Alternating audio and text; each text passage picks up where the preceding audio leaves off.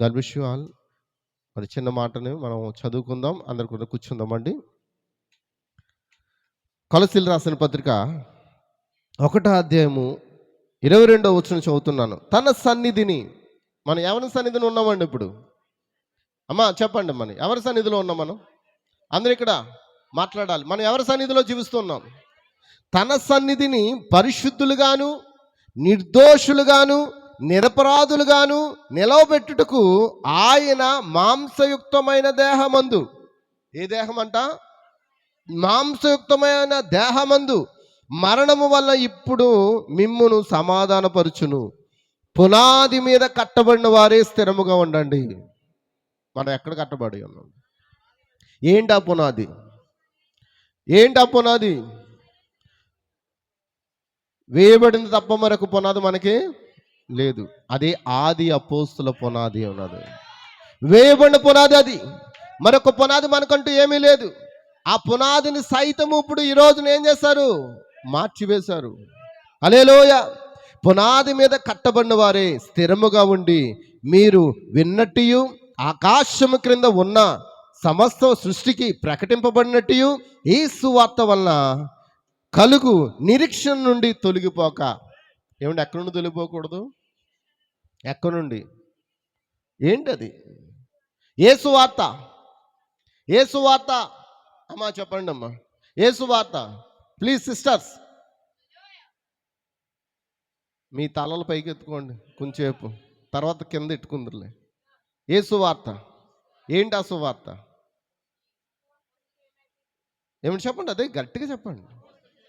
అపోస్తలుడైన పౌలు ప్రకటించిన సువార్త గాక మరొక సువార్త ఏదేమైనా సరే, ఈ సువార్త గాక, ఈ సువార్త నుండి మనం ఏం చేయకూడదంట? ఒకవేళ తొలగిపోతున్నామేమో, తొలగిపోతే మనం ఏం చేద్దాం? తొలగిపోతే క్రీస్తు నుండి తొలగిపోతూ ఉన్నాం.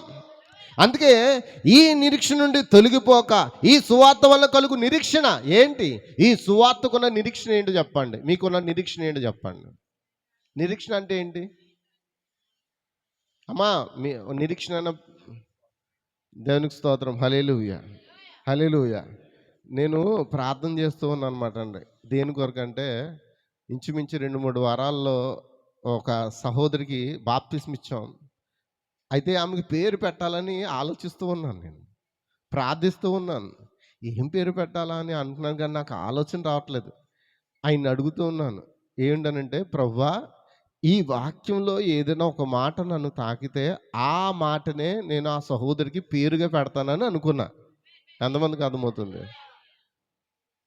ఆ మాటనే నేను పేరుగా పెడతాను అనుకున్నాను. ఇప్పుడు కూడా ప్రార్థన చేసుకుంటాను అనుకో, సాయంకాలం వెళ్ళాలి, నేను ఆ సహోదరికి పేరు పెట్టాలి. ఏం పేరు పెట్టాలి నేను ప్రార్థిస్తున్నాను. ఒక బయలుపాటుని ఇవ్వి ప్రభువా. వాళ్ళ అక్క పేరేమో సుస్సన్న వెస్లికి పెట్టాను, వాళ్ళ చిన్నక్క పేరు అన్న. ఇప్పుడు ఈవిడి పేరు ఏంటి? ఏం పెట్టాలి? ఆవిడ పేరేమో గంగ కాదు, ఆమెకి పేరేదో పెట్టాలి ప్రభా, నాకు మాట్లాడు ప్రభా. నేను ప్రార్థిస్తూ ఉన్నాను. నేను ఈ వాక్యం బోధిస్తుండగా నువ్వు నాకు ఒక బయలుపాటు ఇవ్వు అని నేను అడిగాను. యథార్థంగా ఉన్న ప్రార్థన మీతో చెప్తున్నానండి. ఈ స్థలం ముందు నేను ఏదైనా అబద్ధం చెప్తే ఎక్కడ నేను లెక్క అప్పగించుకోవాలి? దేవుని దగ్గర లెక్క అప్పగించుకోవాలి. ప్రార్థిస్తూ ఉన్నాను, నాకు ఈ మాట కనబడుతుంది. ఏంటది? ఈ నిరీక్షణ నిజమేనా? ఈ సువార్త వల్ల కలుగు నిరీక్షణ నుండి తొలగిపోక. అందుకే ఆ సహోదరికి నేను నిరీక్షణ అని పేరు పెట్టాలనుకుంటూ ఉన్నాను. ఎంతమందికి అర్థమవుతుంది? ఏ నిరీక్షణ? మనకు ఒక నిరీక్షణ ఉంది. ఏంటి? అందరూ ఎందుకు ఇక్కడికి వచ్చినారు చెప్పండి? మీకున్న నిరీక్షణ ఏంటి? ఆయన యొక్క రాకడ కొరకు నిరీక్షణ కలిగి ఉన్నాము. మనం ఆయనతో వెళ్ళిపోవడానికి ఒక నిరీక్షణ కలిగి ఉన్నాము. దేవునికి స్తోత్రం. మనకు ఒక నిరీక్షణ కలదు. ఓ క్రైస్తవుడా, ఒకవేళ క్రీస్తునందు నువ్వు మృతి పొందితే, నువ్వు సమాధి చేయబడితే, ఒక దినాన క్రీస్తు వచ్చినప్పుడు నీవు మొదటగా లేస్తావనే ఒక నిరీక్షణ నీకున్నది. హల్లెలూయా. మరియు అటు తర్వాత సజీవులుగా ఉండి మనము కూడా వారితో కలిసి ప్రభువును కలుసుకోవడానికి మేఘము మీద కొనిపోబోతామన్న నిరీక్షణ ఇప్పుడు మనకు ఉన్నది. దేవునికి స్తోత్రం, దేవునికి స్తోత్రం. ఎంతమందికి అర్థమవుతుంది? హల్లెలూయా, దేవునికి స్తోత్రం. ఎలాంటి నిరీక్షణ నుండి మనం తొలగిపోకూడదని దేవుడు చెప్తున్నాడు ఈ రోజున. ఒకవేళ మన అడుగులు తొలగిపోతున్నాయేమో, మన ఆలోచనలు తొలగిపోతున్నాయేమో, మన స్థితిగతులు తొలగిపోతున్నాయేమో, కాబట్టి ఈ పునాది మీద మీరు కట్టబడి ఉన్నారని గుర్తించండి. వేయబడిన తప్ప మరొక పునాది మనకే లేదు అని అంటున్నాడు. ఎఫెసీయులకు రాసిన పత్రిక 1వ అధ్యాయము చదవండి ఒకసారి. ఎఫెసీయులకు రాసిన పత్రిక 2వ అధ్యాయం చదవండి. 2వ అధ్యాయం 2వ అధ్యాయము 20వ వచనం, లేకపోతే 19, 20 వచనం చదవండి. కాబట్టి మీరిక మీదట పరజనులను పరదేశులను ఉండక పరిశుద్ధులతో ఏక పట్టణస్థులను దేవుని ఇంటి వారునై ఉన్నారు. క్రీస్తు యేసే ముఖ్యమైన మూలరాయి ఉండగా అపోస్తులను ప్రవక్తలను వేసిన పునాది మీద మీరు కట్టబడి ఉన్నారు. దేవునికి స్తోత్రం, దేవునికి స్తోత్రం, దేవునికి స్తోత్రం. మన పునాది ఏంటి చెప్పాలి? ఒకటే ఎట్టుకోండి, చెప్పండి, అదేదో చెప్పండి కరెక్ట్గా. వినబట్లేదు నాకు. మీ మాట ఆయన వినాలనుకుంటున్నాడు, చెప్పండి. మనకు దేవుడు వేసిన పునాది ఏంటి? ఎఫెసు సంఘమునకు వేయబడిన పునాది ఏంటి? క్రీస్తు యేసే ముఖ్యమైన మూలరాయి ఉండగా అపోస్తులు, అది మర్చిపోతున్నాం మనం. చెప్పండి, మన పునాది ఏంటి? అందరూ చెప్పాలి. నాతో ఈ మాట చెప్తారా? ఒక్కసారి అందరూ కూడా బైబిల్ తెరిచి 20వ వచనం నుంచి, క్రీస్తు యేసే, ఇంకా గట్టిగా. బైబిల్ చదువుతున్నప్పుడు మీరు దానితో ఏకీపిస్తే మీరు కూడా చదివినట్టే కదా. ఇంటికాడ ఎలాగో చదవరు బైబిల్, ఇప్పుడైనా చదవండి. చదువుతుంటేనే కదా మనకు అర్థమవుతుంది. మాకు ఎలాగో చదువు రాదు కాబట్టి అని తప్పించుకుంటున్నావేమో, ఇప్పుడు చెప్తున్నాం కదా, చదువు. క్రీస్తు యేసే ముఖ్యమైన మూలరాయి ఉండగా అపోస్తులను ప్రవక్తలను వేసిన పునాది మీద మీరు కట్టబడి ఉన్నారు. హల్లెలూయా. ఎక్కడ కట్టబడ్డామంటండి? అర్థమవుతుందా? మీ పునాది ఏంటయ్యా అని అడిగితే నువ్వేం చెప్తావు? మన పునాది మనకు తెలుసుకోకుండా మనం ఇల్లు కట్టామనుకోండి, ఏమవుతాం చెప్పండి. అందుకే ఈరోజు బాప్తిసం పొందినా నువ్వు పాపంలో పడిపోతున్నావు అంటే కారణం ఏంటో తెలుసా? నువ్వు బాప్తిసం పొందినా నీ యొక్క ఆ యొక్క పాపంలో పడిపోవడానికి, లేకపోతే నీ యొక్క ఆలోచనలో పడిపోవడానికి కారణం ఏంటో తెలుసా? నీ పునాది ఏంటో నీకు అర్థం కాలేదు. నీ పునాది మీద నువ్వు సరిగ్గా కట్టబడలేదు. నువ్వు వేయబడిన తప్ప మరొక పునాది మనకు లేదు. క్రీస్తు యేసే ముఖ్యమైన మూలరాయి ఉండగా అపోస్తులు ప్రవక్తలు వేసిన పునాది మీద, ఆ బండ మీద మనం కట్టబడి ఉన్నాం. ఆ బండే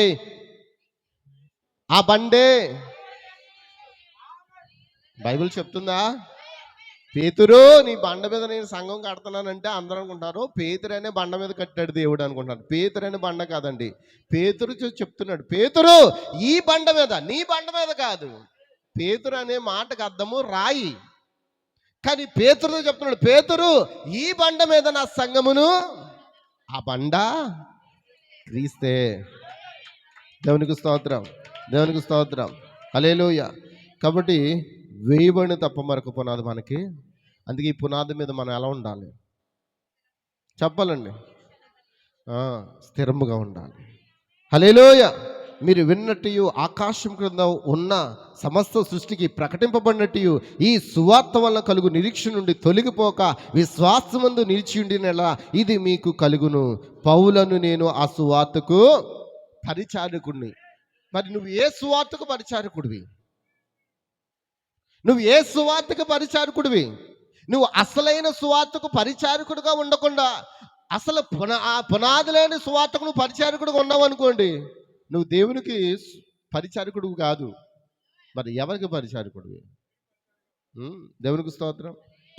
చప్పట్లు కొడతారా? ఆమేన్, హల్లెలూయా. ఇంకొక 20 నిమిషాల్లో మనం ముగించుకుందాం. దేవునికి స్తోత్రం, హల్లెలూయా, హల్లెలూయా. ఎంతమందికి వాక్యం అర్థమైంది? హల్లెలూయా. కాబట్టి 28వ వచనం అంటున్నాడు, ప్రతి మనుషుని క్రీస్తునందు సంపూర్ణంగా చేసి ఆయన ఎదుట నిలబెట్టవాలని. ఎవరి ఎదుట?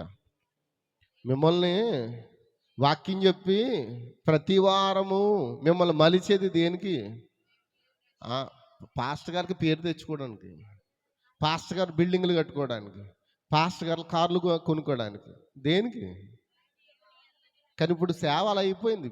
బయట వారి దృష్టిలో సేవ అంటే ఏంటనుకున్నారు? పాస్టర్ గారుల పని ఏంటంటే ఆ జనాలు కూడబెట్టుకోవడం, బిల్డింగులు కట్టుకోవడం, ఆస్తులు కొనుక్కోవడం, కార్లు కొనుక్కోవడం. దేవుడు ఇస్తే అన్నీ వస్తాయి. పరిచర్యకి ఇస్తాడు ఆయన. అవునా కదా? దేవునికి స్తోత్రం. కానీ అదే పని మీద ఉంటే అది బిజినెస్ అవుతుంది. కానీ పౌలు అంటున్నాడు, ప్రతి మనుషుని క్రీస్తునందు సంపూర్ణంగా చేయడానికే, మిమ్మల్ని క్రీస్తునందు సంపూర్ణంగా చేయాలని, మీలో క్రీస్తు కనబడాలని, క్రీస్తు స్వరూప్యం మీలోనికి వచ్చేటట్లుగా ఆయన ఏమంటున్నాడంటే, పౌలుని మిమ్మల్ని నేను బ్రతిమాల్చున్నాను అంటున్నాడు. సంగమా, ఈరోజు కూడా నేను చెప్పే మాట ఏంటంటే, మీలో క్రీస్తు కనబడేంత వరకు కూడా మిమ్మల్ని చెక్కుతున్నప్పుడు, మిమ్మల్ని బాధ పెడుతున్నానని అనుకోక, నన్ను క్రీస్తు స్వరూపం మార్చడానికి, క్రీస్తు స్వరూపులోకి మార్చడానికే నా సేవకుడు ప్రయత్నం చేస్తున్నాడని నువ్వేం చేయాలి? ఆ మాటకు నువ్వు లోబడాలి. దేవునికి స్తోత్రం. హల్లెలూయా. నిన్ను మార్చడం వల్ల నాకు ఏమైనా ఉపయోగం ఉందా? నిన్ను నేను మార్చలేను, నిన్ను నేను సరిచేయలేను. కానీ క్రీస్తు మాత్రమే నీలోనికి వచ్చి నిన్ను సరిచేయగలడు. చాలామంది అంటారు, త్రాగుబోతులు దేవుని సన్నిధి రావడానికి ఇష్టపడరు, వ్యభిచారం చేస్తున్న వాళ్ళు దేవుని సన్నిధి రావడానికి ఇష్టపడరు, దొంగతనం చేస్తున్న వాళ్ళు దేవుని సన్నిధికి రావడానికి ఇష్టపడరు.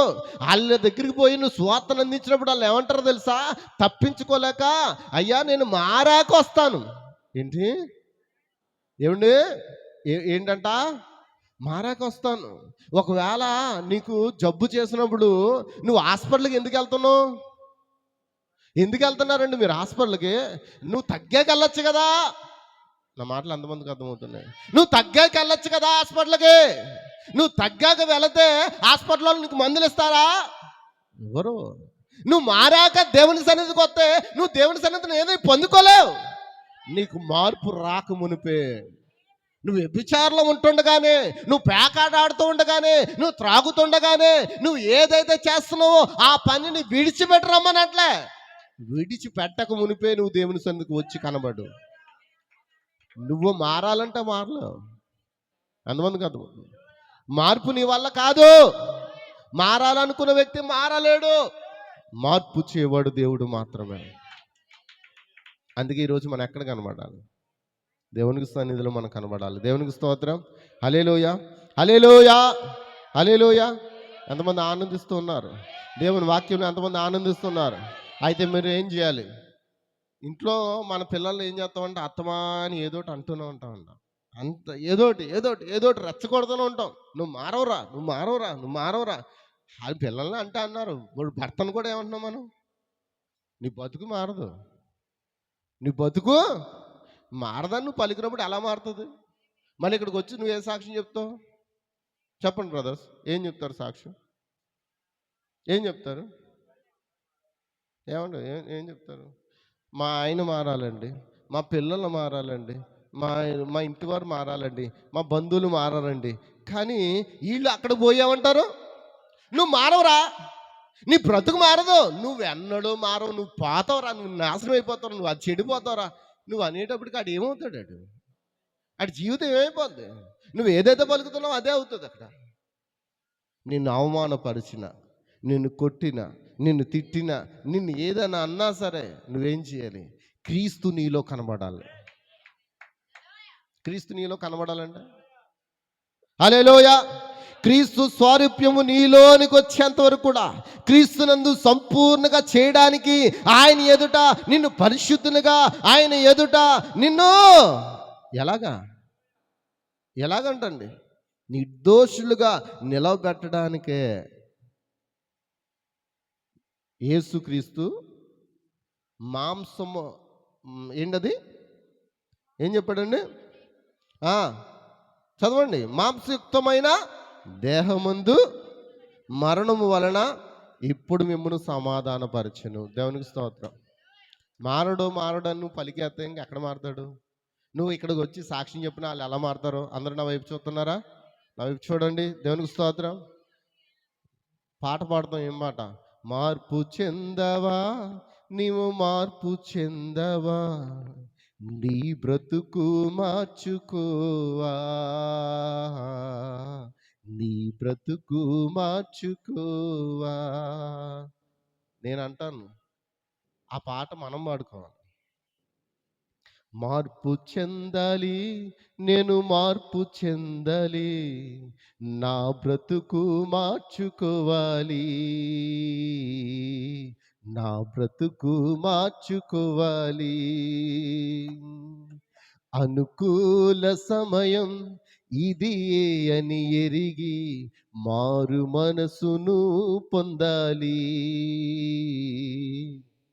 బైబిల్ అది చెప్తుంది. నువ్వు ఆసక్తి కలిగి మారు మనసు పొందుమని బైబిల్ చెప్తుంటే, ఎదటోడికి మనం మార్పు చెందవా, నువ్వు మార్పు చెందవా అని అంటున్నావు. కానీ మనకి ఆ? చెప్పండి, గట్టిగా వినవట్లేదు నాకు. అమ్మమ్మ చెప్పు, మనకు మార్పు ఉందా? అమ్మా, మనకు మార్పు ఉందా? నువ్వు ఎదటోడిని మార్చాలనుకుంటున్నావు, నీ పిల్లలు మార్చాలనుకుంటున్నావు, నీ భర్తను మార్చాలనుకుంటున్నావు. ముందు మారవలసింది నీ భర్త కాదు, నీ పిల్లలు కాదు, నువ్వు. మార్పు చెందవా, నీవు మార్పు చెందవా, నీ బ్రతుకు మార్చుకోవా. అవునా? అదే మనం పాడతాం, కానీ మన బ్రతుకును మాత్రం మార్చుకోం. ఈరోజు మనకేం కావాలి? మార్పు కావాలా? దేవునికి స్తోత్రం. ఎంతమంది మార్పు కావాలనుకున్నారు? ప్రతి మనిషిని అంటండి, ఒకరిని కాదు, ఇద్దరిని కాదు, ప్రతి మనిషిని క్రీస్తునందు సంపూర్ణంగా చేయడానికే, క్రీస్తునందు సంపూర్ణంగా చేసి ఆయన ఎదుట నిలవబెట్టాలనే దేవుడి యొక్క తపన. అందుకే ఆయన మానవ రూపం ఎత్తాడు. నిజమేనా? మార్పు చెందాలంటే ఎక్కడ రావాలి? ఇప్పుడు ఎక్కడ రావాలి? అందుకే మేము మన పిల్లల్ని ఏం చేయాలి? రావాలంటే నువ్వేం చేయాలి? నేను చెప్తాను, మీరు ఎవరు చెప్పదు, నేను చెప్తాను. ఎందుకంటే మనం చేసే పొరపాట్లు చూడండి. దేవుని సన్నిధికి వెళ్ళిపోవాలన్న తపన మనలో కనబడదు, ఆరాధనకి వెళ్ళిపోవాలన్న తపన మనకే కనబడదు. అప్పుడు మీ ఇంటి పిల్లలు, మీ ఇంటి వాళ్ళు ఏం చేస్తారు? ఇది సరిగ్గా వెళ్దు, నన్ను ఎందుకు రమ్మంటుంది? అమ్మా బ్రదరు, బోయేజ్ బ్రదర్, కరెక్టేనా? ఈవిడ వెళ్దో, కానీ నేను మాత్రం వచ్చేయాలంట. మనకుండదు ఆసక్తి, కానీ ఎదుటోడు మాత్రం ఆడు వచ్చి కూర్చోవాలి. మొదట ఆసక్తి ఎవరికి ఉండాలి? మొదట మార్పు ఎవరికి ఉండాలి? ఎవరికి ఉండాలి? బుధవారమైనా నువ్వు పరిగెట్టాలి, శుక్రవారమైనా నువ్వు పరిగెట్టాలి, సమయానికి రావాలి, సమయంలో దేవుని సన్నిధిలో ఉండాలి, సమయాన్ని దేవుని ప్రార్థించాలి. అది నీ పిల్లలకు అలవాటు చేయాలి. దానివల్ల నీ బిడ్డలు, నీ కుటుంబం ఎంతగా ఆస్వాదించబడతారంటే, ఒక్కసారి నువ్వు ఒక నెల అంతా వచ్చి చూడు, నీ పనులు జరగబోతున్నాను అడుగు, నీ పనులు జరగబోతున్నాను అడగండి. ఎంతమందికి అర్థమవుతుంది? హల్లెలూయా. నీకు ఎందుకు పనులు అవ్వట్లేదు అని అంటే, నువ్వు దేవుడు అంటే నిర్లక్ష్యం, వాక్యం అంటే నిర్లక్ష్యం, సన్నిధి అంటే నిర్లక్ష్యం, ఆయన అంటే నిర్లక్ష్యం. నువ్వు నిర్లక్ష్యం చేస్తావు. నువ్వు సమయాన్ని నిర్లక్ష్యం చేస్తున్నావు అనుకుంటున్నావు, కానీ నువ్వు ఎవరిని నిర్లక్ష్యం చేస్తావు? చెప్పండి. ఆయన నిర్లక్ష్యం చేస్తున్నావు వాళ్ళు చేతులు ఎత్తండి. ఎవరు కనబట్టలేదు? అమ్మ కాదా? ఎప్పుడు ఉండే వంటలే, ఎప్పుడు ఉండే పెంటలే, కానీ వంటలకి పెంటలకి సమయం ఇస్తాం, కానీ ఆయన సన్నిధికి మాత్రం. అందుకే ఇప్పుడు మార్పు చెందవలసింది ఎవరు? మారాల్సింది ఎవరు? వినబట్టలేదు నాకు. నేను ముగింపులోకి వచ్చాను. మార్పు చెందాలనుకున్న వాళ్ళు ఎవరు? హల్లెలూయా. నువ్వు ముందు మారి అప్పుడు నీ కుటుంబాన్ని మార్చు. నువ్వు మారకుండా నీ కుటుంబాన్ని మార్చాలని ప్రయత్నం చేసావా? ఎలా ఉంటుందంటే, మన మీద మచ్చెట్టుకుని ఎదటోడికి మచ్చలు చూపిస్తామంట. మచ్చలన్నీ ఎవరికొన్నాయి? మనకున్నాయి మచ్చలు. మనకున్న మెచ్చలు మనం చూసుకోకుండా ఎదటోడికి నీకు ఇక్కడ మచ్చ వచ్చింది, నీకు ఎక్కడ మచ్చ వచ్చింది, నీకు అక్కడ మచ్చ వచ్చింది. అందుకే బైబిల్ చెప్తుంది, నీ కంట్లో దూలాన్ని నెట్టుకున్నావంట. నీ కంట్లో ఏముంది? దూలం ఎంత సైజు ఉంటుంది? అమ్మ చెప్పండి, దూలం ఎంత సైజు ఉంటుంది? దూలం అంటే ఏంటో తెలుసా? ఒకప్పుడు మన దూలం అంటే తాటికిల్లు కట్టినప్పుడు పైన దూలం అనేవారు. దూలం అంటే ఏంటి? అది నెట్టాడు ఎంత లావుండి ఎంత పొడుగు ఉంటుంది. అంత దూలం నీ కంట్లో పెట్టుకుని ఎదటో కంట్లో ఏం చేస్తున్నావు? నలిసి ఎంత ఉంటుంది? అమ్మ చెప్పండి. దూలాన్ని వదిలిపెట్టి నలుసుని చూసి, నీ కంట్లో నలుసు ఉంది తుడుచుకో, తీసుకో అంటావు. ముందు నీ దూలాన్ని తీసుకో, అప్పుడు ఎదటోడి కంట్లో ఏం చేయాలి? గట్టి కొడతారా? దేవునికి స్తోత్రం. అమ్మా అసలు నేను మెసేజ్లోకి వెళ్ళలేదు అసలు. జస్ట్ ఎందుకంటే దేవుడు తన ఆత్మ ద్వారా ఏదైతే మాట్లాడమని చెప్తాడో నేను అదే చెప్పాలి. ఇవేమీ నా నోట్స్లో లేవు, నా బుక్లో కూడా లేవు. నేను ఏది రాసుకోలేదు. ఆయన మీద ఆధారపడితేనే వస్తాయి. దేవునికి స్తోత్రం. ఇది మనకు అవసరమేనంటారా? హల్లెలూయా. ఇవి చిన్న చిన్నవిగా కనబడవచ్చు, ఈ మాటలు చిన్న చిన్నవిగా కనబడవచ్చు, కానీ ఈ చిన్న దానిని మనం సరిగ్గా చేయకపోతే దేవునిలో పెద్దదాన్ని చేయలేము. నిజమేనా? కానీ మనం ఏం కలిగి ఉన్నాం? నిరీక్షణ కలిగి ఉన్నాం. ఏంటి? ఏం నిరీక్షణ? ఏంటి ఆ నిరీక్షణ? వెళ్ళిపోవాలి. మనమందరము క్రీస్తులో భాగమై ఆయనతో పాటు వెళ్ళిపోవాలని నిరీక్షణ మనం కలిగి ఉన్నాం. ఈ నిరీక్షణ నుండి మీరు తొలగిపోకుండా చూసుకోవాలి. చాలామంది అంటారు మీ దగ్గరికి వచ్చి, మీది సరైంది కాదు. నేను అంటాను, మాది సరైంది కాదైతే మాది బైబిల్ కూడా సరైంది కాదంటాను నేను. బైబిల్ ఏం చెప్తే మనం అదే బోధించుకుంటున్నాం. మనం చెప్పేది పిట్ట కథలు కాదు, రెట్ట కథలు కాదు. మనం చెప్పేది బైబిల్ కథలు, బైబిల్ జీవితం. ఇది బైబిల్ లైఫ్. ఎంతమందికి అర్థమవుతుంది? ఇది నీ లైఫ్. దేవునికి స్తోత్రం. హల్లెలూయా. మరి నేను ఒక మాటను మీతో పంచుకోవాలని ఆశపడుతున్నాను. దేవుడు తన ప్రజల్లో ఎప్పుడు కూడా కనబడుతూ ఉంటాడు. అవునా కదా? ఎంతమందికి అర్థమవుతుంది? దేవుడు తన ప్రజల్లో తను కనబరుచుకుంటాడు. నిజమేనా? ఆయన ఎందుకు వచ్చాడు? తన ప్రజల్లో ఏదైతే జరిగిందో ఆయన జీవితంలో కూడా అది కూడా జరుగుతూ ఉందని చూపించడానికే తన ప్రజలను ముందుగా ఆయన భూమి మీదకి పంపి ఉన్నాడు. దేవునికి స్తోత్రం. హల్లెలూయా. గమనించండి, మనం నేర్చుకున్నాం, ఆయన మోషేలో వ్యక్తపరుచుకున్నాడు. నిజమేనా? ఆయన మోషేలో ఏం చేశాడు? ఎలాగనా? అసలు ఏంటి? ఎలాగో ఆయన వ్యక్తపరుచుకున్నాడు? ఎలాగ ఆయన తను కనబరుచుకున్నాడు? ఒకసారి లేఖనం చూద్దాం. నిర్గమకాండము 2వ అధ్యాయము. త్వరగా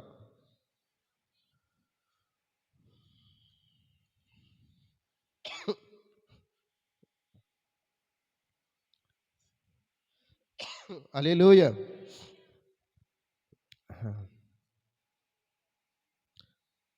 2వ అధ్యాయం తీసారా?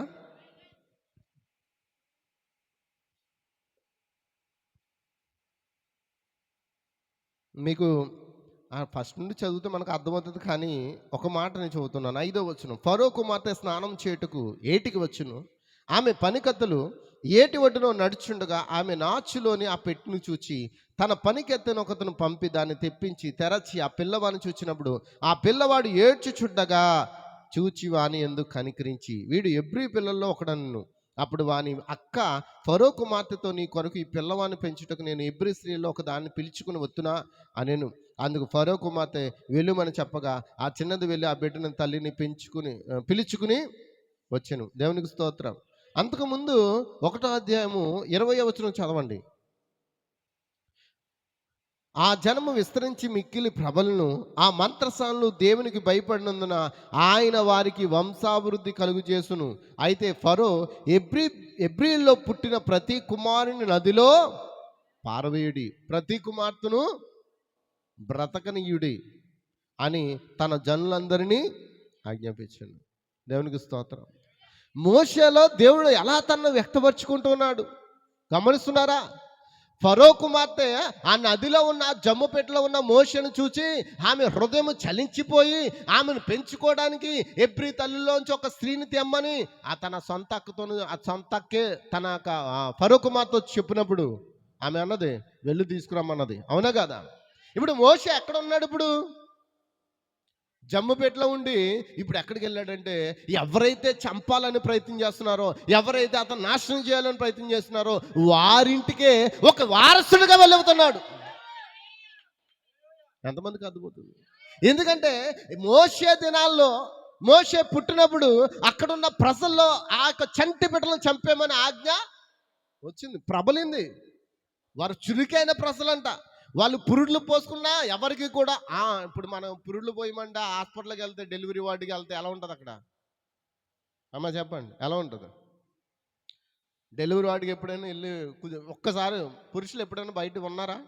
డెలివరీ వార్డు వెనకతలు ఎప్పుడైనా లేరు? ఎప్పుడైనా ఉన్నారా లేరా చెప్పండి. ఎప్పుడు లేరా? ఎప్పుడైనా ఉండండి అక్కడ వెళ్ళి వెనకతలు ఆ చెట్టు ఉంటుంది, ఆ చెట్టు దగ్గర ఉండండి. ఏముంటుంది? చెప్పండి. కాముగా ఉంటారా? ఎలా ఉంటుంది? అరుపులు కేకలు. ఇంకా మీకు అరుపులు కేకలు బాగా స్పష్టంగా వినాలంటే అర్ధరాత్రి 1 గంటకి వెళ్ళి కూర్చోండి అక్కడ ఆ చెట్టు దగ్గర. అంటే బయట ఉన్న శబ్దాలన్నీ తగ్గిపోయి లోపల ఉన్న శబ్దాలు, నీకు బయట శబ్దములు ఉన్నప్పుడు లోపల శబ్దం తక్కువ వినబడుతుంది. బయట శబ్దం అసలు నిశ్శబ్దంగా ఉన్నప్పుడు లోపల శబ్దం ఎలా వస్తుంది? అనుభవం మనకు ఉన్నది, అవునా కాదా? కానీ ఇక్కడ ఎబ్రి పిల్లలు తమ బిడ్డలను కనేటప్పుడు ఆ కేకలు పెట్టడానికి కూడా భయపడ్డారంట. కారణం ఏంటి? ఎందుకు?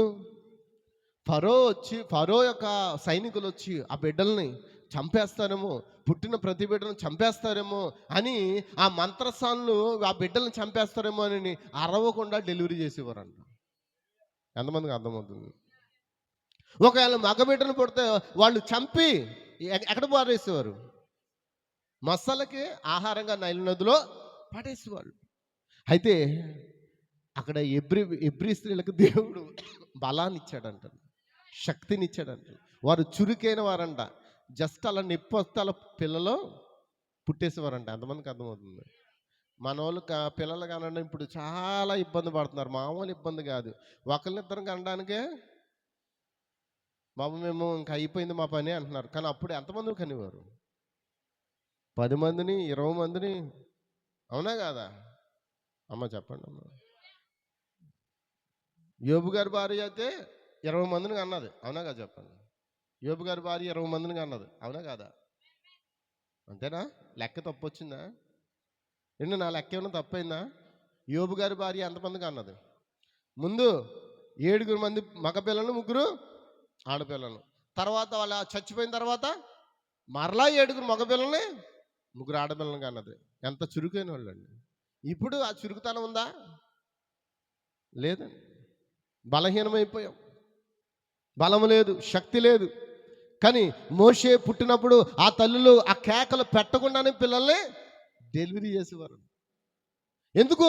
ఆ రాజు పంపిన సైనికులు ఒకవేళ ఆ పిల్లల్ని చంపేస్తారేమో భయం. ఎంతమందికి అర్థమవుతుంది? కానీ మోషే దేవుడు తనను వ్యక్తపరుచుకున్నాడు. ఎలా వ్యక్తపరుచుకున్నాడు అంటారా? మోషే పుట్టినప్పుడు ఆ బిడ్డల్ని 2 సంవత్సరాల్లో మొదలుకున్న పిల్లలందరినీ ఏం చేయమన్నారు? చంపేసి నైలు నదిలో పడేమన్నారు. దేవునికి స్తోత్రం. మత్తయి సువార్త 2:13-14 త్వరగా. ఈ 2 అధ్యాయాలు మనం అలా అటు ఇటు చదువుతూ రావాలండి, ఎందుకంటే మనకు కొన్ని విషయాలు అర్థం అవడానికి. త్వరగా చదవండి అమ్మా ఎవరన్నా. మత్తయి సువార్త 2:13-14 వచ్చినాడు. వారు వెళ్ళిన తర్వాత ఇదిగో ప్రభుదూత. ఏమండి నోట్లో ఏమైనా పెట్టుకుని చదువుతున్నారా ఏంటి? కొంచెం గట్టిగా చదవండి. స్వప్నమందు, మీరు ఎవ్వరూ చదవద్దు దయచేసి, నేనే తీసి చదువుకుంటాను. ప్లీజ్ ఎవ్వరూ చదవద్దండి. మీరు చదువుతున్న మాట కూడా నాకు ఏం అర్థం కావట్లేదు. మత్తయి సువార్త 2వ అధ్యాయము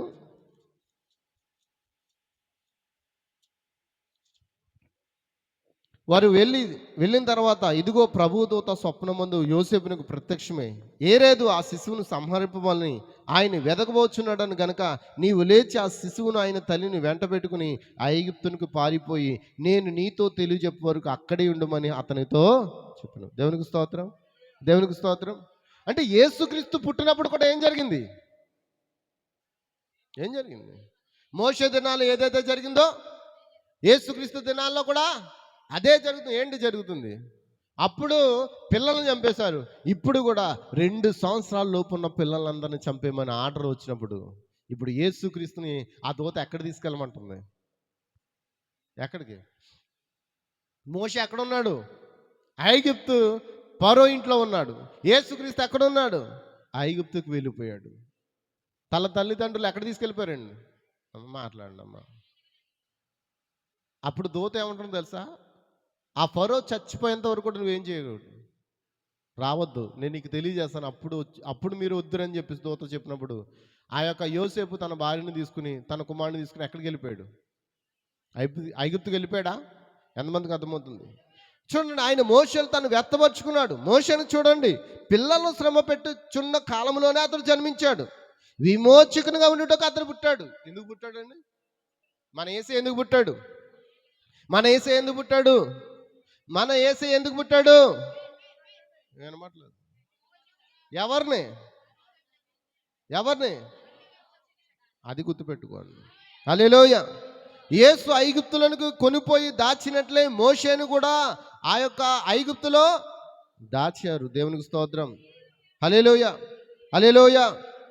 ఆమేన్. మోషే కొండ మీదకి వెళ్ళి ఏం తెచ్చాడు? 10 ఆజ్ఞలు తీసుకొచ్చాడా? ఎంతమందికి అర్థమవుతుంది? మరి యేసుక్రీస్తు కొండ మీదకి ఎక్కి ఏం తెచ్చాడు? ఆయన కూడా ఆజ్ఞలు తీసుకొచ్చాడు. అవునా కాదా? నిజమేనా? ఎక్కడైనా తప్పిపోతుందా? మోషేలా కనబడుతున్నాడు ఆయన. హల్లెలూయ. హల్లెలూయ. ఏంటి ఆజ్ఞలు? మోషే అన్నాడు మీరు వ్యభిచారం చేయొద్దు అని చెప్పాడు. మరి యేసుక్రీస్తు ఏమన్నాడు? యేసుక్రీస్తు ఏమన్నాడు? ఒక స్త్రీని మోహం చూచి ప్రతివాడును ఆమెతో అప్పుడే తన హృదయం ఆమెతో వ్యభిచరించిన వాడగును. ఆయన ధర్మశాస్త్రం నిచ్చెను. ఆమేన్. మోషే ఆ 10 ఆజ్ఞలో మీరు వ్యభిచరించరాదనే మాటను చెప్పినప్పుడు యేసుక్రీస్తు ఏమన్నాడంటే దానికి ఇంకా ఘాటుగా ఒక స్త్రీని మోహపు చూచు ప్రతివాడును అప్పుడే తన హృదయం ఆమెతో వ్యభిచరించిన వాడగునని ఆ మాట చెప్పెను. హల్లెలూయా. అంతటితో ఆయన మోషేలో తను ఏమై ఉన్నాడో వ్యక్తపరుచుకున్నాడు. ఇంకో వ్యక్తిని చూపించాలనుకుంటున్నాను. ఎంతమంది చూడాలనుకుంటున్నాను? దేవునికి స్తోత్రం. ఇది ఒక పోలిక. ఎందుకంటే వారిలో క్రీస్తు పరిపూర్ణకు వస్తున్నాడు. వారిలో సంపూర్ణతగా కనబడుతూ ఉన్నాడు. మోషేలో క్రీస్తు సంపూర్ణతగా కనబడుతూ ఉన్నాడా? దేవునికి స్తోత్రం. ఇంకా చాలా విషయాలు చూపించవచ్చు. ఒక ముఖ్యమైన పాయింట్లుగా అవి రెండు మాటలుగా మీకు చెప్తూ ఉన్నాను అర్థం చేసుకోవడానికి. యోసేపులో ఆయన ఏం చేస్తున్నాడు? తను వ్యక్తపరుచుకుంటున్నాడు. నిజమేనా? యోసేపులు ఎలా వ్యక్తపరుచుకున్నాడు? యోసేపు పుట్టిన అన్నదమ్ములు వాళ్ళు శాఖలండి. ఎంతమందికి అర్థమవుతుంది?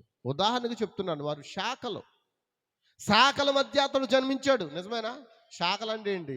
యోసేపు ఒక తల్లికి పుడతాడు. మిగతా వాళ్ళందరూ ఇక్కడే ఉన్నారా? ఆలోచించండి. యోసేపు తండ్రి ఎవరు?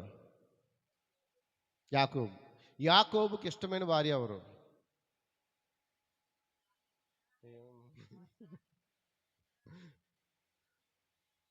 ఎవరు?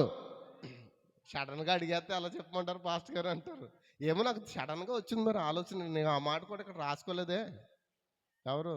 లేయానా రాహేలా? బెన్యామీను తల్లి పేరేంటి?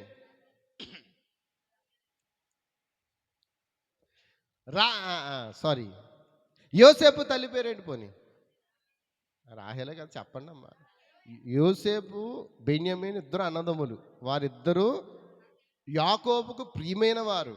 వారిద్దరూ ఆ యాకోబు యొక్క ప్రియమైన భార్యకు పుట్టినవారు. తర్వాత యాకోబు భార్య రాహేలు ఏమైంది? కారణం ఏంటి అమ్మా? వాళ్ళ నాన్నోళ్ళ ఇంటి నుంచి కూడా వత్తి ఏం చేసింది? విగ్రహాల బొమ్మలు తెచ్చుకుంది. జాగ్రత్త సుమి, ఇంకా విగ్రహాలు మిమ్మల్ని వెంటాడుతూ ఉన్నాయి. జాగ్రత్త. ఒకవేళ ఆత్మలో మీరు మరణించవచ్చు, మీ ఆత్మీయ జీవితంలో మీరు మరణించవచ్చు. ఆమె ఆ విగ్రహాలు తీసుకొచ్చి తన వెంట పెట్టుకున్న కారణాన్ని బట్టి మార్గ మధ్యలోనే ఆ రాహేల్ ఏమైంది? చనిపోయింది. మొదటి భార్య ఎవరు? ఆమె ఎలా చేయబడింది? యాకోబుకి మోసము చేసి చేయబడింది. లేయాకి పిల్లలు పుట్టారు. నిజమేనా? వీళ్ళందరూ ఎవరు? సంఘశాఖలు. నిజమేనా అమ్మ?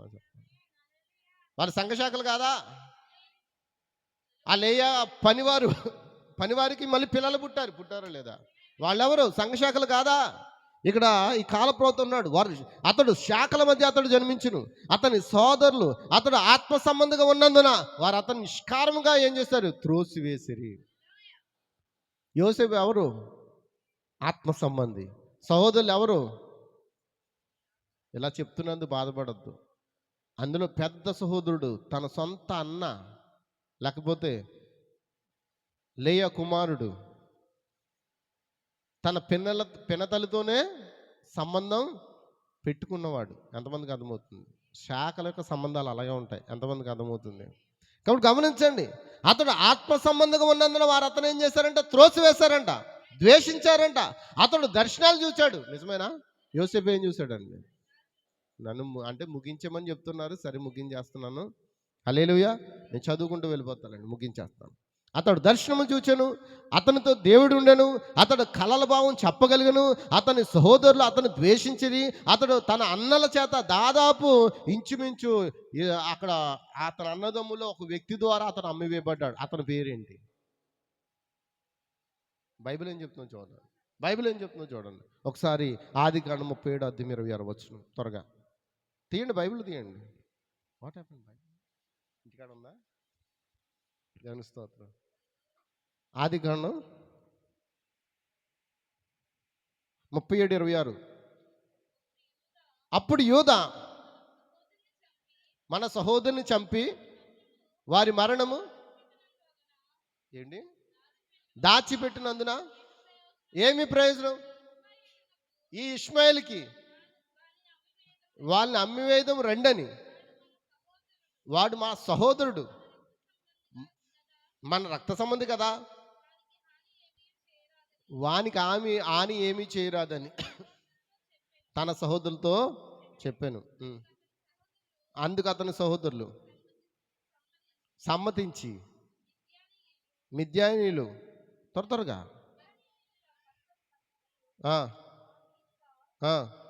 వెలుచుండగా వారు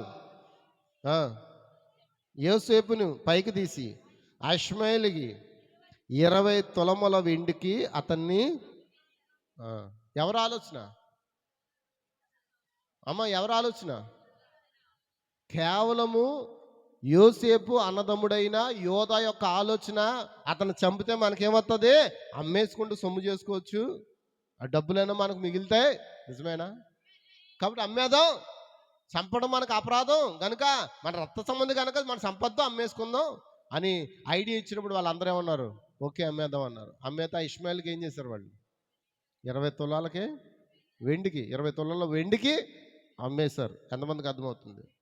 మరి అమ్మేస్తే ఇప్పుడు యేసు ప్రభు ఆయనలో ఎలా కనబడుతూ ఉన్నాడు?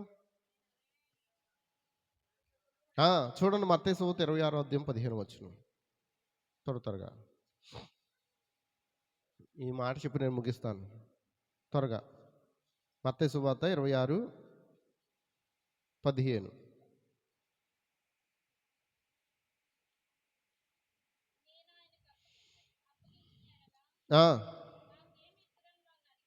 నేను ఆయన్ని మీకు అప్పగించిన నాకు మీరు ఏమిత్తురని వారిని అడిగాను. అందుకు వారు 30 వెండి నాణములు తూచి వానికి ఇచ్చిరి. వాడు అప్పటి నుండి ఆయన్ను అప్పగించుటకు తగిన సమయం కనిపెట్టుచు ఉండాను. దేవునికి స్తోత్రం. ఇక్కడ ఎవరండి అమ్మేశారు? 14 వచనం కనబడతా. అప్పుడు 12 మందిలో ఒకడగు ఇస్కరియోతు యోధా. అక్కడ యోసేపుని అమ్మడానికి కారణం అతని అన్నదమ్ముల యోధా. ఇక్కడ యేసు ప్రభుని అమ్మేయడానికి కారణం ఇస్కరియోతు యోధ. ఏమైనా పేర్లు ఏం మారే? అప్పుడు ఏదైతే జరిగిందో ఇప్పుడు కూడా యేసుక్రీస్తు నాలో అదే జరిగింది. సంఘ శాఖలు అమ్మేస్తారు మనల్ని. టీవీలో పెట్టి అమ్మేస్తున్నారు. ఇప్పుడు ఈ వర్తమానం తప్పు, ఇది గ్రుడ్డిది, ఇది అబద్ధము, ఇది సత్యం కాదు అని అమ్మేస్తున్నారు. యేసు ప్రభుని అమ్మితే లేనిది మనల్ని అమ్మేస్తే ఏమొచ్చింది? ఆయన అమ్మివేయబడ్డాడు, మనం కూడా అమ్మివేయబడుతున్నాం. ఆయన సిలువేయబడ్డాడు, మనం కూడా ఆయనతో పాటు సిలువేయబడుతున్నాం. ఆయన తిరిగి లేచాడు, మనం కూడా ఒక దినాన్ని తిరిగి లేపబడతాం. అది మాత్రం తప్పనిసరి. దేవునికి స్తోత్రం. హల్లెలూయా. గమనించండి, అతనిలో కలల భావం చెప్పగల శక్తి ఉన్నది. అతడు దాదాపు 20 వెండి తులాలకే అమ్మేశాడు యోధా. మరి యేసు ప్రభుని ఇస్కరియోతు యోధా 30 వెండి నాణాలకి అమ్మేశాడు. ఆ తర్వాత అతడు గుంటలకు త్రోయబడ్డా? నిజమేనండి. చచ్చిన వాళ్ళ వల్ల అయిపోయాడా? ఎవరు? యోసేపు. అతడు చనిపోయినని ఆ తల్లిదండ్రులకు తెలిపిరా? చెప్పారా? ఆ పై వస్త్రము, ఆ 7 రంగులు కలిగిన వస్త్రాన్ని తీసారా? అమ్మ అందరు ఇక్కడ ఉన్నారా? తీసేసి అతన్ని చంపేసి మొత్తానికి అతన్ని చచ్చిపోయాడని చెప్పి సాక్ష్యం ఇచ్చారా? అతడు గోతులోంచి త్రోయబడి అందులో నుండి పైకి తీయబడి ఫరో కుడి పార్శ్వమున కూర్చుండబెట్టబడి ఉన్నాడు. యేసుక్రీస్తు త్రోయబడ్డాడు, చంపబడ్డాడు, తిరిగి లేచాడు. నిజమేనా? తండ్రి కుడి పార్శ్వమున కూర్చోడానికి వెళ్ళిపోయాడు.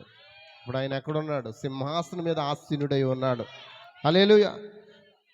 యోసేపు చెరసాల శ్రమ పొందాడా? ఆ చెరసాల్లో ఇద్దరు దొంగలు కాదండి, వాళ్ళు రాజుకు సహచరులు. ఒకడేమో ద్రాక్షరసం అందించేవాడు, ఒకడు ఆహారం అందించేవాడు. తెలుసు కదా మనకి. హల్లెలూయా. మరి యేసుక్రీస్తు చనిపోయేటప్పుడు కలువరిశిలలో ఆయన పక్కన ఇద్దరు దొంగలు ఉన్నారు. కానీ గమనించండి, ఒకడు రక్షించబడ్డాడు. ఆ యోసేపు చెరసాల్లో ఉన్న ఇద్దరిలో ఒకడు రక్షించబడ్డాడు. దేవునికి స్తోత్రం, దేవునికి స్తోత్రం. ఎంతమంది ఆమేన్ అంటారు? ఆయన వాక్యం ఎన్నడూ తప్పిపోతాడు. హల్లెలూయా. ఆయన కూడా సిలువ మీద మన పాపముల కొరకు శ్రమ పొందును, మనమే శిక్షార్హులము. ఒక దొంగ నశించును, మరొకడు రక్షణ పొందెను. అక్షరాల్లో మనం దాన్ని పోల్చవచ్చు. హల్లెలూయా, హల్లెలూయా. ఎంతమందికి అర్థమవుతుంది? కాబట్టి యోసేపు ఒక ప్రవక్తగా ఉండి జరగబోయే సంగతులన్నీ ముందుగానే అతడు కళల ద్వారా, దర్శనాల ద్వారా చూచి వాటిని చెప్పినందుకు అన్నదమ్ములు అతను ఏం చేశారు? త్రోసివేసి గుంటలో వేసి అమ్మేసి ఆయన్ని చెరసాలకి లేకపోతే బానిసలుగా అమ్మేశారు. అంతమందికి అర్థమవుతుంది. దేవునికి స్తోత్రం. ఈరోజు కూడా మనం ఏమవుతాం? యేసుక్రీస్తుని ఎలా త్రోసివేస్తారో మనల్ని కూడా ఏం చేస్తారు? త్రోసివేస్తారా? దేవునికి స్తోత్రం, హల్లెలూయా. అయితే గమనించండి, యోసేపు ఫరో ఎదుట ఒక ప్రధానమంత్రిగా ఉన్నాడు. యోసేపుని కలుసుకోవడానికి అక్కడున్న ప్రజలందరూ వంగి ఏం చేస్తున్నారు? వాళ్ళు మోకాళ్ళ మీద నమస్కారం చేస్తున్నారు. మరి మన యేసయ్య ఎదుట ప్రతి మోకాలు వంగపడుతున్నాయి. ఇప్పుడు వంగని ప్రతి మోకాలు ఒక రోజున యేసు ఎదుట వంగబడుతున్నాయి. ఎంతమందికి అర్థమవుతుంది? దేవుడు అంత గొప్ప స్థితిని మనకి ఇవ్వబోతున్నాడు. ప్రతి నాలుక ఆయన తండ్రిని ఒప్పుకుంటుంది, ప్రతి నాలుక ఆయన స్తుతిస్తుంది, ప్రతి నాలుక ఆయన దేవుని కుమారుడని ఒప్పుకుంటుంది, ప్రతి నాలుక ఆయన స్తుతిస్తుంది, ఆయన క్రీస్తు దేవుడని ఒప్పుకుంటుంది. ఆ రోజు రాబోతుంది. దాని గురించి మనం ఏం చేయాలి? ఎదురు చూస్తూ ఉన్నాం. ఆమేన్. త్రోసివేయబడిన రాజులం. ఎవరు? నేను త్రోసివేయబడిన రాజు. నువ్వు? త్రోసివేయబడిన రాజు, తృణీకరించబడిన రాజులం, త్రోసివేయబడిన రాజులం, అవమానించబడిన రాజులం. అయినా పర్వాలేదు, నా దేవుడికి వచ్చిన అవమానం నాకు వచ్చినా పర్వాలేదు, ఆయన నన్ను తృణీకరించినా పర్వాలేదు. ఒకరోజు ఆయన ఎదుట ప్రతి మోకాలు వంగునట్లుగా దేవుడు ప్రతి వాని ఎదుట ఆయన మోకాలు వంగునట్లుగా చేస్తాడు. ఆయన ఏం చేస్తాడు? ప్రతి వాని మోకాలు వంగునట్లుగా చేస్తాడు. మళ్ళీ సిగ్గుపడనివ్వడు. దేవుడు ఈ మాటలు మీ హృదయంలో దేవుడు దీవించును గాక. God bless you. హల్లెలూయా, హల్లెలూయా. అందు కూడా ప్రార్థనలోకి వేద్దాం.